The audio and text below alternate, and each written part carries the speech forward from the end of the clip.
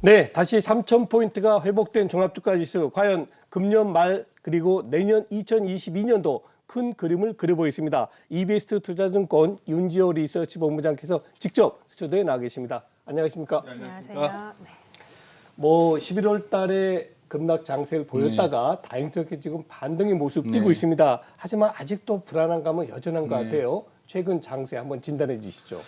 저희는 기본적으로 내년 시장에 대해서 뭐 추세적 상승장으로 보고 있지는 않고요. 제가 그 시나리오 그림은 안 가져왔는데 일단 하단은 한 2,750, 상단은 3,150, 뭐 이게 꼭 뭐 이렇게 될 거라가 아니라 그 정도의 어떤 변동성을 보고 있는데 제가 최근 시장을 바라보면서 느끼는 거는 이런 겁니다. 그러니까 시장의 기본적인 성격이 어떠한가 굉장히 여전히 불확실성이 크다는 거죠. 어떤 불확실성이냐면 결국 정책 전환의 불확실성이 있고요. 또 하나는 어떻게 되었던 간에 지난 2년간 굉장히 가파르게 주가가 올라오면서 그 기업이 가파르게 증가했었는데 과연 이게 지속 가능한 것이냐 그에 대한 불확실성이 존재하고 있고 뭐 최근에 잠재워지긴 했지만 여전히 코로나라는 후유증들을 앓고 있는 상황이기 때문에 결국 불확실성은 다른 말로 변동성입니다. 그래서 현 장세의 성격을 한마디로 말씀을 드리면 추세적 상승장도 추세적 하락장도 쉽지 않은 거예요. 그러니까 어쩔 때는 굉장히 변동성이 큰 거죠. 그래서 저 자신도 이제 놓치는 게 저번 주만 하더라도 야 이거 아래가 열린 거 아니야 하는 그 순간이 되면 돌아서고요. 또 위가 열린 거 아니야 그 순간 되면 또 내려오고 굉장히 개인 투자자분들이라면 더 대응하기가 쉽지 않은 시장이 아니겠는가 생각을 하고 있습니다. 이럴 때일수록 좀 더 기준을 갖고 가셔야 되는데 어떤 기준이 있을까요? 결국 주가라는 거는 중요한 건 가늠자가 밸류에이션이라고 볼 수 있는데 지금 당장 볼 수 있는 밸류에이션은 이 다음과 같은 그림입니다. 그림 하나 보여드리면 12개월 포워드 PBR인데요. 아주 단순한 겁니다. 청산가치 12개월 뒤에 자산을 갖고서 해보는 건데 이번에 어떻게 되면 저점이 한 배 수준에서 나왔습니다. 2,815포인트. 그러면 이제 올라가면 이제 과거에 우리가 2011년에도 강세장 뒤에 한 배 정도에서 지지받고 1.1배는 좀 막히는 느낌이었거든요. 그게 한 3,096 정도죠. 그러면 당장 연말에서 연초장은 이 정도 박스권이 아닐까 보고 있고요. 여기서 중요한 게 2011년에 IFRS 도입한 뒤로 그 뒤에 만약 경기가 강하게 안 살아나면 한 배가 오히려 저항이 된 적도 있었습니다. 우리나라는 기본적으로 청산가치 대비 좀 저평가받는 이유는 여러 가지가 있겠지만 더블 카운팅 이슈, 지주사가 있다 보니까 이중으로 하는 부분이 있고 IFRS 도입되면서 여러 가지 주주가치 훼손 부분도 있었거든요. 알다시피 내년이면은 여러 가지 올해 있었던 여러 물적 분할 이슈도 주주가치 훼손 문제가 있었기 때문에 항상 이렇게 저평가 받아왔던 부분이 있고요. 그래서 첫 번째 그래서 말씀드리고 싶은 거는 일단 한 배 정도에선 지지를 받았는데 1.1배를 넘어가기는 이렇게 단기적으로 만만치 않아 보인다고 말씀드렸고요. 두 번째, 그럼에도 불구하고 왜 이렇게 강했을까? 다른 말로 하면 이베스는 그래도 이렇게 뭐 연속으로 이렇게 강하게 칠 줄 몰랐어요, 사실. 그랬는데 왜 강했을까 생각해서 저도 궁금해서 몇 가지 그림을 좀 그려봤는데 다음 그림입니다. 깜짝 놀랐습니다, 그려보고서. 어떻게 놀랐냐면 우리나라 증시가 글로벌 대비 너무 여류에 있었더라고요. 맞습니다. 그리고 제일 놀라웠던 거는 7월 이후에는 신시장 대비해서도 가장 부진했었고요. 가장 부진했던 시장이 딱 두 개가 있어요. 중국과 한국이었거든요. 우리가 그렇다면 굉장히 중요한 게 며칠 전에 우리가 중국이 결국 헝다 이슈가 불거지면서 정책 전환이 가능한 거 아니겠는가 이런 얘기가 나왔죠. 근데 이제 저희들 생각에는 뭐 지준율 인하 정도 갖고 뒤에 설명드리겠지만 중국 정책이 완전히 바뀌었다 볼 수는 없어요. 왜냐하면 현재 PPI가 13%가 넘어갔기 때문에 여기서 강하게 통화를 다시 푸는 정책이 나오기 힘들지만 여하튼 중국과 한국이 상대적으로 부진했기 때문에 뭐 상대적으로 오른 것을 좀 팔고 빠진 건 좀 살 수가 있지 않을까요? 그런 측면에서 본다면 최고의 외국인 매수가 뭐 쇼커버링인 이유도 있겠지만 이런 이유도 되겠구나. 사실 애널리스트는 지나고 나서야 뭐 이런 걸 해석하는 습관이 있습니다. 그래서 이런 부분이 좀 있지 않을까 보고 있습니다. 근데 이걸 사다 보니까 뭘 사냐? 그냥 우리나라에서 상대적으로 싼 대형들 사겠죠. 그렇죠. 그리고 한국을 사면 대표적인 게 바로 반도체 삽니다. 보통. 그렇겠죠. 그러면 여기에 이제 힘을 얻어줬던 게 반도체 가격이 반등이 나왔었거든요. 현물 가격이. 근데 어제부터 약간 찝찝한 거는 다음 여기는 안 나왔는데 현물 가격이 좀 보시면은 네. 어제서부터 좀 약간 또 주춤하고 있어요. 아, 물론 그래요? 내년 1분기까지 예. 반도체 가격이 빠진다고 우리는 인식하고 있지만 어찌 됐던 간에 반도체 스팟 가격의 반등세가 좀 주춤해졌다는 거는 예. 어떻게 보면 이 반등의 어떤 축 중에 하나가 약간 주춤해질 수도 있겠다. 네. 지수상으로 볼 수가 있고요. 또 하나 이제 중요한 그림인데요. 이제 이 그림은 좀 같이 고민할 필요가 있습니다. 뭐냐면 이 중국이 지준율을 이렇게 낮출 때 우리 코스피가 어땠냐를 보여주는 건데 대표적인 게 2015년도에 보시면 중국이 예지급 지급 준비를 이렇게 낮춰요. 네. 그리고 대표적인 게 우리가 18년도에도 낮추죠. 이 두 가지 음영 처리를 해놨는데 공통적으로 15년, 18년 다 코스피가 그리 좋지는 않았어요. 결론적으로. 그랬네요. 그리고 특히 18년 이후에는 연준의 자산이 좀 줄어든, 저 연준의 예. 통화 정책이 후퇴하는 구간에서는 굉장히 한국의 코스피 조정이 깊었었죠. 그러니까 여기서 말씀드리고 싶은 거는 당장은 이제 왜 중국이 저는 지준율을 낮추고 정책을 썼을까요? 헝다 이슈도 있겠지만 미국이 통화 정책이 변하니 우리도 대비를 해야겠구나. 그렇죠. 이런 정책을 하고 있다 본다면 여전히 12월 13일, 14일에 미국이 정책 전환이 선반영되었다는 논리 하나로 그냥 별거 아니다 얘기하기에는 여전히 부담스러운 변수이다. 그래서 막상 중국이 테이퍼링의 그 속도를 좀 빠르게 하고 점도표상으로 내년에 긴축의 어떤 강도가 좀 더 강화되고 더욱이 최근에 논의되는 것처럼 여러 가지 연준 위원들의 성격 변화에서 나타나듯이 규제가 좀 강화되는 듯한 뉴스가 나온다면 네. 만약에 그렇게 주가를 상단을 열기에는 좀 부담스럽지 않냐는 예. 말씀드리고 싶어요. 그래서 제가 드리고 싶은 말씀은 물론 어제랑 중국이 굉장히 정책적으로 좀 우호적인 부분이 있었고 최근에 한국 증시의 상대적인 부진이 극복하는 흐름도 분명히 나오고 있지만 네. 그렇다고 아직 안심할 시점은 아니라 보고 있습니다. 네. 근데 흥미로운 건 제가 이제 그러면서 이제 항상 이래요. 제가 생각보다 강하거나 약할 때 되면 차분하게 데이터를 보면서 판단을 내려야 되거든요. 예. 그래서 이제 좀 봤어요. 최근에 한국 증시만 부진했던 게 아니라 항생 지수도 굉장히 부진했었거든요. 그쵸. 맞습니다. 예. 예. 근데 이제 항생이 홍콩이고 헝다 이슈에 관련돼 있는데 이 다음 그림은 뭐냐면 아까 우리나라의 증시에서 PBR 보여드렸던 거는 12개월 포워드 PBR이었는데 네. 네. 이거는 TTM이라고 그래서 그냥 바로 지정할 자산이 있는 것만 다 올고준 것만 넣은 상상 가치예요. 근데 이게 예. 한 배가 깨졌었거든요. 그러면 이게 그렇죠. 지금까지 한 배 이하 떨어졌던 적이 94년 이후에 17번이 있었는데 네. 그리고 나서 이렇게 주가 막 폭락했던 적이 별로 없었거든요. 그러니까 헝다슈나 이런 것들이 혹시 반영된 건가?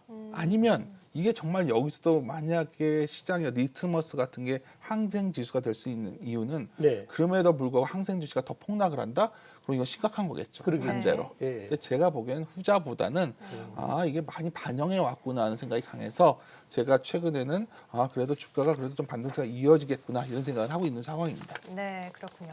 앞서서 이제 반도체에 대한 이야기를 네. 해주셨는데 최근 시장이 상승하면서 그 주축이 바로 반도체 IT 네. 스톱이지 않았습니까? 오늘도 뭐 5거래 연속 상승세가 좀 이어오고 있긴 하지만 오늘 장 후반에 상승폭이 약간 꺾이면서 외국인도 좀 매도로 돌아섰거든요.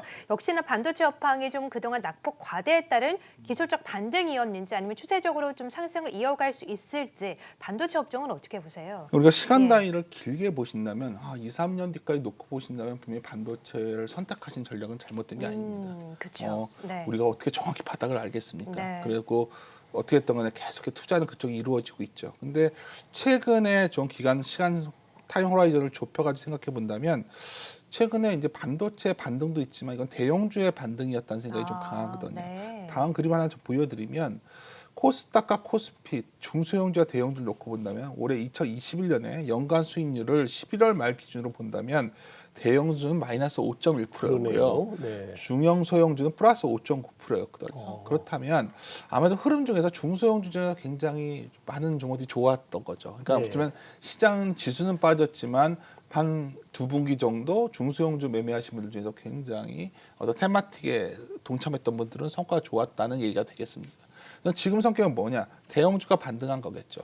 최근의 특징을 보면 아까 우리가 자꾸만 PBR을 보여드리는 건 왜 말씀을 드리냐면 네. 업종 불문하고 밸류에이션이 싼 종목 대형주들이 그래도 반등을 이어가고 있는 상황입니다. 그렇죠. 이걸 어떻게 특정할 수가 없어요. 그냥 싼 주식들이 돌고 있는 상황이거든요. 그 네. 배경은 결국은 증시 색깔이 바뀔지도 모른다는 어떤 상황. 소위 증시에서 보통 말하는 모멘텀 콜이 아닌 밸류에이션 콜이 가능한 거 아니겠는가 하는 시각이 나온 거죠. 네. 전자 같은 경우에도 내년에 뭐 1분기에 반도체 가격이 좀 빠질 것 같고 잘못하면 2분기까지 빠질 수 있는데 하이닉스 뭐 0.9면 싼 거 아니야? 이 논리로 맞아요. 사 들어간 예. 거죠. 네. 그러니까 밸류에이션 콜은 가능한데 다시 한번 말씀드리지만 싸서 들어갔다면 상단 막혀 있는 경우가 많습니다. 그렇군요. 그렇다면 예. 이게 모멘텀으로 바뀌는 상황이 무엇일까요? 결국 반도체 가격이 저점을 찍는 것이 가시권에 들어와야 될 텐데 제가 보기에는 12월은 아닌 것 같고요. 내년 1분기에 가능할 것 같기 때문에 오히려 이런 부분을 보셔야 될 것 같습니다. 그렇다면 굉장히 그 섹터에서 가장 중요한 질문을 던지시는데 결국은 미국 증시를 포함 한국 증시까지 시장의 관심사는 이겁니다. 그럼 밸류에이션 콜, 소위 싼 주식들의 반격이 지속될 거냐? 네, 그래서 시장의 그렇죠. 색깔이 바뀌었는가? 궁금하죠. 네. 아까 그래서 맨 처음에 제가 이상의 성격이 중요하다고 말씀드렸는데 네. 변동성 장이라는 거는 순환매가 빨리 돕니다. 그러니까 그렇죠. 뭐가 주도주가 없는 겁니다. 맞습니다. 예. 이게 참 어려운 거예요. 근데 네. 왜 이런 상황이 왔을까요? 주도주는 원래 있었습니다. 다음 그림을 보시면 이게 성장주와 가치주 미국입니다. 그래서 매출액, 세일주와 EV 그 부가가치의 어떤 상대 가치를 보면은 IT 버블 시점을 넘어갔어요. 성장주 프리미엄이. 다른 말로 하면 야 이게 엄청난 주도주는 여기에 있었던 거죠. 쉽게 말해 미국의 빅테크가 주도주인 겁니다. 근데 여기서 두 가지가 다 가능하죠. IT 버블 수준까지 왔으면 여기가 끝이야. 꺾일 거야. 버블 붕괴야. 이 얘기도 있겠지만 이것을 넘어서 새로운 단계로 간다고 말할 수도 있는 겁니다. 그건 저희가 판단을 내릴 수는 없을 거예요. 근데 분명한 거는 그거한 의견들이 충돌하는 불확실성의 시기라고 본다면 이 시기에는 굉장히 가치주의 반격도 나올 수 있는 거고 네. 다양한 어떤 그런 변동성이 나올 수 있는 구간입니다. 예. 그래서 제가 장세를 설명드리자면 제일 위험한 전략이 뭐냐면 이거 좋은 줄 알고 이거 갖다 저거 좋은 줄 알고 왔다 갔다 하면 굉장히 위험하고요. 네. 내가 어차피 이건 기다리면서 상대적으로 싼 걸 갖고 가는 전략을 가시거나 그렇군요. 아니면 성장 중에서 그래 나는 그래도 치고 나가는 걸 끝까지 하겠어. 어떤 정확하게 입장을 가져가셔야 되지. 네. 이 장에서 만약 이런가 저런가 올라가냐 내려가냐 하면 네. 흔히 말하는 그 굉장히 트레이더들, 소위 네. 프랍 트레이드나 이런 사람들은 녹아내는 장세라고 하거든요. 비싸게 샀다가 싸게 파는. 이런 장세일 수 있기 때문에 오히려 개인 투자자분들이 뭐 이것을 갖다가 시장을 내년까지 바라봤을 때 분명히 내년 시장이 아주 강한 상승 추세장이 아니라면 어쩌면 철저하게 좀 자기의 스타일에 맞게끔 종목을 선택하시는 어떤 전략을 가져가셔야 그나마 기회가 있을 땐 돈을 좀 수익이 나고 어쩌면 불안할 때는 상대적으로 손실을 줄이는 그러한 어떤 변동성 하에 생존이 가능한 시기가 아닐까 판단하고 있습니다. 네. 네. 지금 윤지호 본부장님께서는 많은 말씀을 주셨습니다만 제 머릿속에 들어온 것은 두 단어입니다. 내년 장 크게 올라갈 것을 기대하지 마시고 대신에 내년 장이 크게 내려갈 것도 너무 겁먹지 마십시오. 일단 변수는 분명히 많기 때문에 빠른 순환매에 대응하는 본인만의 투자 전략이 필요합니다. 이렇게 들리고 있습니다. 자, 그러면 증권가에서는 내년 장세 어떻게 보는지 이담규 캐스터께서 전해주시겠습니다. 네, 2022년 국내 증시 전망에 대한 4개 증권사의 의견을 정리해봤습니다.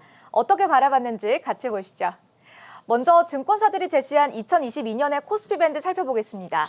지금 그래프를 보시면 크게 벗어나지 않은 예상치다라는 것을 보실 수 있는데요. 먼저 삼성증권은 내년 코스피 지수 하단을 2,800포인트, 상단을 3,400포인트로 제시했습니다. 박스권 등락이 지속될 것이다 라면서 상반기는 3,000에서 3,400포인트, 하반기는 2,800에서 3,200포인트의 상고 하저 경로를 예상했습니다. NH투자증권도 2,800에서 3,400포인트를 제시했고요. 키움증권은 2,950에서 3,450포인트를 예상했습니다. 유진투자증권은 2,900에서 3,400포인트를 제시했네요. 역시 상반기에 강세를 보일 것이라고 전망했습니다. 다음으로는 증권사가 꼽은 국내 시장 변수와 투자 유망 업종 살펴보겠습니다. 첫 번째로 삼성증권이 바라본 증시 전망인데요. 삼성증권은 내년 시장의 변수를 미 연준 금리의 추이로 꼽았습니다. 코로나 팬데믹 이후에 최초의 연준금리 인상에 주목해야 한다라면서 미중 통화정책의 불확실성 또한 변수로 제시했습니다. 투자 유망업종으로는 2차 전지와 미디어 엔터, 건설주를 꼽았는데요. 내년 국내 증시의 핵심 주도주가 될 것이며 실적과 구조적 성장성을 담보한다라는 의견을 내놨습니다. 다음은 NH투자증권의 내년 증시 전망도 보시죠. NH투자증권은 선진국 중앙은행의 테이퍼링을 시장 변수로 꼽았는데요. 테이퍼링으로 글로벌 유동성 증가율이 12%에서 내년에는 4%로 낮아질 것이다 라고 전망했습니다. 또한 글로벌 공급난으로 인한 병목 현상으로 생산활동이 지연되고 그에 따라 한국 경기의 고점 시기가 내년 상반기로 늦춰질 전망이다라고 밝혔습니다. 투자 유망 업종으로는 반도체와 자동차, 은행주, 그리고 유통과 항공주를 제시했는데요. 단계적 일상 회복으로 경제 개방이 재개되고 수혜를 전망했습니다. 네, 다음으로는 키움증권의 증시 전망 살펴보시죠.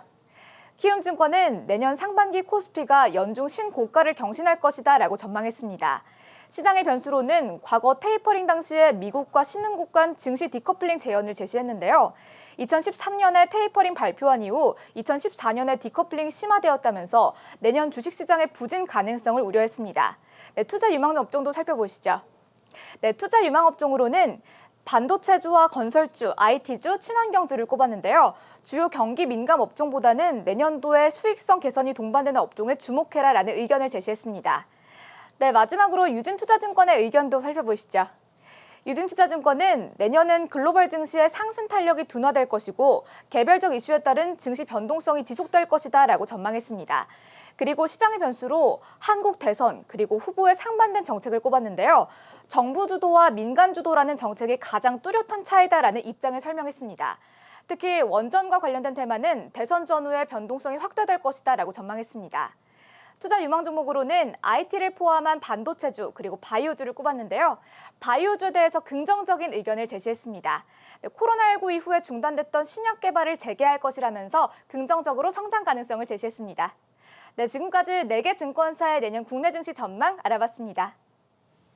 네, 자 내년도 시장에 대한 증권사 의견 함께 들어봤습니다. 앞서서 윤지호 본부장님의 의견을 좀 종합을 해보니까 시장이 막 빠질 일은 없겠지만 그렇다고 막 올라갈 일도 없는 한마디로 얘기해서 상단과 좀 하단에 막혀 있는 시장이다. 그래서 나만의 투자 철학이 더 필요한 시장일 것이다. 이렇게 말씀하셨는데 그래도 시장이 좀 상승 쪽으로 간다면 좀 받을 만한 상승 모멘텀 어떤 것들이 있을까요? 우리가 이제 예. 항상 아까 지수 전망이라든가 각 네. 증권사 의견을 보면서 상당히 저희가 그걸 어떻게 활용해야 될지 말씀드리면 저희를 포함해서요. 네. 시장에 이렇게 돈이 되는 기회는 예상을 좀 벗어나는 곳에서 많이 나오거든요. 그렇다면 굉장히 아까 그렇죠. 와닿는 게 유진투자증권 전망에 좀 많이 시선이 가는데요. 저희도 네. 비슷한 생각을 갖고 있는데 내년이 불확실하다는 표현을 계속 드렸고 그래서 그렇죠. 변동성이 출현하고 있다 말씀드렸습니다. 그러면 어떤 불확실성일까요? 여기서 말씀은 안 드렸지만 우리나라도 결국 3월 9일 이후에 그렇죠. 정부가 바뀝니다. 네. 정책이 바뀌면서 여러 가지 정책 모멘텀의 변동성이 생길 겁니다. 여기서부터 예단하고 들어가기보다는 그랬을 때 어떠한 변화가 있을까도 분명히 시장에 생기는 불안성, 변동성 중에 하나고요. 또 하나의 변동성은 불확실성은 뭐냐면 여러 가지 이유가 나오냐. 오미크론이 제가 얼마나 알겠습니까? 하지만 분명한 거는 계속해서 리오프닝 쪽으로 가고 있구나. 여전히 세계 경제에서 그나마 성장 요인이 남아있는 것은 결국 제조보다는 서비스업 쪽에 있고 서비스업이 늘어났을 때 과연 우리나라 산업 중에서 어떤 쪽이 좋아질 것이냐. 그 분야를 찾는다면 분명한 거는 리오프닝에 관련된 최근에 올라왔다가 오미크론 이슈로 굉장히 급락해 있는 이러한 종목들에 대한 제 관심이 연말 연초에 필요하지 않겠나. 두 번째 아이디어로서 말씀을 드리고요. 마지막으로 말씀드리고 싶은 거는 결국은 주식은 성장이거든요. 그렇다면 우리가 올해 결국 성장의 화두로 던졌던 여러 가지 메타버스하다가 여러 가지 이러한 테마틱한 분야들이 어떤 정부가 들었던 그쪽에 성장 동력을 가져갈 수밖에 없는 상황이라면 분명히 그거에 기반되는 인프라가 되는 부분들에 대한 성장이 분명히 뒤따를 것 같습니다.